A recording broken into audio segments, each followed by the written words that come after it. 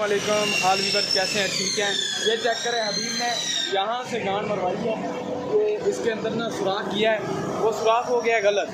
ठीक है, इसे मैं समझा रहा हूँ कि भाई अच्छा काम कर ले, ज़रा देख के कर ले, अलमुनियम का काम है। ठीक है, तो मैं आपका भाई रिजवान अलमुनियम ग्लास वाला। ठीक है, तो वीवर्स आप सपोर्ट नहीं कर रहे, मुझे पता है आप सपोर्ट नहीं कर रहे। आपकी बहुत मेहरबानी कि आप हमें सपोर्ट करें, आपको अच्छी अच्छी वीडियो मिलेगी।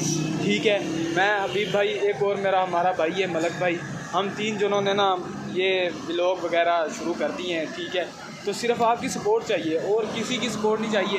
ठीक है, आप हमारे भाई हैं, आप हमें सपोर्ट करेंगे, इंशाल्लाह हम आपको सपोर्ट करेंगे। थैंक यू, बाकी लव यू हो गया। भाई आप कुछ कहना चाहेंगे? हाँ जी जी, इन्हें बताएं कि सब्सक्राइब करें, मतलब हमारा चैनल बना है ना रिजवान अलमुनियम ग्लास वाला। ठीक है, तो इन्हें बताएं हम कैसा काम करते हैं। ये चेक करें, ऐसा का कोई काम हो आप